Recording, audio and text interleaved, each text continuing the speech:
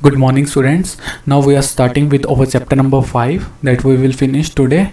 So, question number 1 is which of the following statement are true and false? So, true and false बताने हैं and give reasons for your answer and reason भी बताना है. Only one line can pass through a single point. क्या एक single point से एक ही line pass कर सकती है? So, ये देखो मैंने एक line ड्रा कर दी, दो लाइन ड्रा कर दी, तीन लाइन ड्रा कर दी. So answer is fast. So there are infinite number of lines that can pass through a point. So बहुत सारी लाइंस गिनी नहीं जा सकती, इतनी लाइंस हम पास कर सकते हैं उस पॉइंट से. So next part is our there are infinite number of lines can pass through two distinct point. क्या दो डिफरेंट पॉइंट से infinite number of lines pass कर सकते हैं?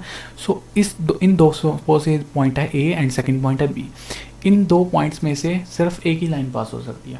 अब दूसरी लाइन अगर पास होगी उसका नाम भी ए बी ही होगा, तीसरी लाइन पास होगी उसका नाम भी ए बी ही होगा. सो दो पॉइंट्स में से केवल एक लाइन ही पास हो सकती है. सो इन्होंने बोला कि इनफाइनाइट नंबर ऑफ लाइंस पास हो सकती है. सो answer is fast because only one line can B pass through two distinct point.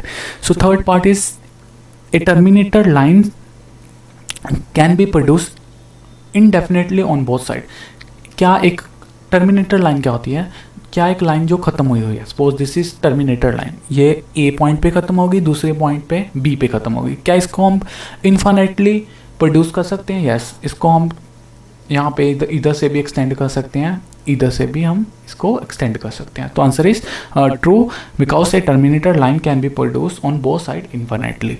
So fourth part is if two circles are equal then their radius are also equal. क्या अगर दो circle equal है, दोनों same circle है हमारे पास, उनका radius भी same होगा? सो आंसर इज ट्रू. अगर दो सर्कल सेम है तो उनका रेडियस भी हमारे पास सेम ही होगा. जो चीज़ सेम ही है उनका रेडियस भी सेम ही होगा. Last part is if A B is equals to P Q and P Q is equals to X Y then A B is equals to X Y. ये हमारे डायग्राम बनाई हुई है. अगर ए बी की value P Q के बराबर है एंड पी क्यू की वैल्यू एक्स वाई के बराबर है तो ए बी और एक्स वाई की वैल्यू भी बराबर होगी. तो यहाँ पे दिख रहा है कि पी क्यू हमारे पास ए बी के इक्वल है, पी क्यू ही हमारे पास एक्स वाई के इक्वल है, तो ये दोनों भी आपस में इक्वल ही होंगे. सो ए बी, तो इसका आंसर भी आएगा true. According to Euclid axiom things which are equals to same thing are equal.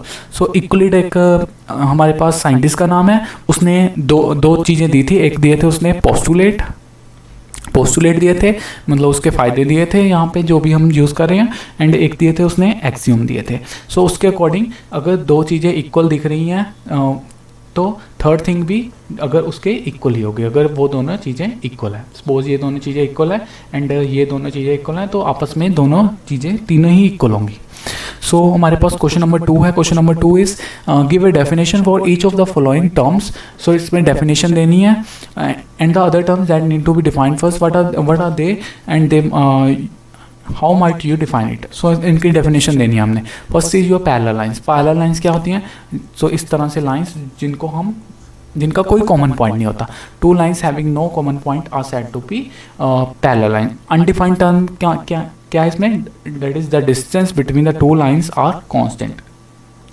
So distance, suppose ये पॉइंट है ए, ये पॉइंट है बी, ये पॉइंट है सी, ये पॉइंट है डी. अब इसका डिस्टेंस अगर 10 है तो इसका डिस्टेंस भी 10 होगा. तो इनकी डिस्टेंस भी क्या हो सकती है? कांस्टेंट हो सकती है. Second is our perpendicular line, जो 90 डिग्री का एंगल बनाए. The two lines which form angle of 90 degree, उसको हम क्या कहते हैं? That is said to be perpendicular line. इस तरह से. थर्ड आ जाता है लाइन सेगमेंट, जिसके दो एंड पॉइंट हों. ये एक लाइन सेगमेंट है, इसके दो एंड पॉइंट है A and B. So radius क्या होता है? द लाइंस रेडियस क्या होता है? जो सेंटर से स्टार्ट हो, centre of the circle to the circle, centre से स्टार्ट होकर सर्कल तक जाए, that is called to be radius. Square क्या होता है? स्क्वायर एक क्वाड्रेट है having all equal side. Square क्या होता है? जिसकी चारे साइड्स सेम हो, that is called to be square. उसको हम क्या कहते हैं? That is said to be square. So next question is question number 3. Consider to postulate given. So यहाँ पे दो पोस्टुलेट दिए हुए हैं. First is given any two distinct point A and B, there exist a third point C in between A and B. So दो point दिए हुए हैं ए एंड बी. क्या थर्ड पॉइंट सी एग्जिस्ट कर सकता है? सो इसका आंसर है यस, कर भी सकता है और नो, कर भी नहीं सकता. अगर ये सी पॉइंट बाहर भी लाई कर सकता है, यहाँ भी लाई कर सकता है.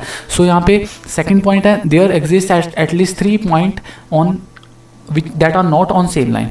तो क्या कहते हैं कि 3 पॉइंट को डोनेट कर सकते हैं जो सेम लाइन पे ना हो। सो ऐसे करके हम 3 लाइन को ड्रा कर सकते हैं जो सेम लाइन पे नहीं आ रहे हैं। बट अगर 3 लाइन को हमने ऐसे ड्रा कर लिया 3 पॉइंट्स को, तो ये सेम लाइन पे आ जाएंगे।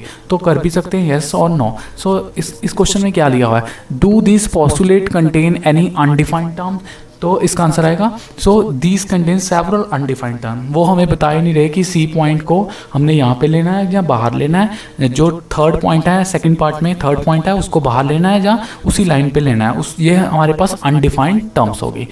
आर दिस पोस्टुलेट कंसिस्टेंट, क्या ये पोस्टुलेट सही हो सकते हैं? सो हमारे पास दे आर कंसिस्टेंट, ये सही हो सकते हैं। यस, दोनों सही भी हो सकते हैं फाल्स भी हो सकते हैं। सो कंसिस्टेंट है ये, बिकॉज यहाँ पे 2 सिचुएशन दी हुई हैं, एक बार यस आ सकता है और नो भी आ सकता है।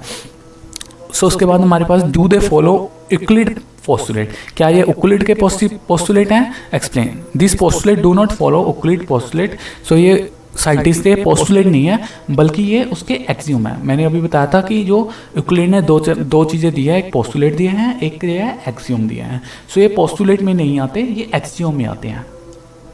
सो नेक्स्ट क्वेश्चन इज, ये बहुत ज़्यादा इजी क्वेश्चन है, इंपॉर्टेंट क्वेश्चन भी है।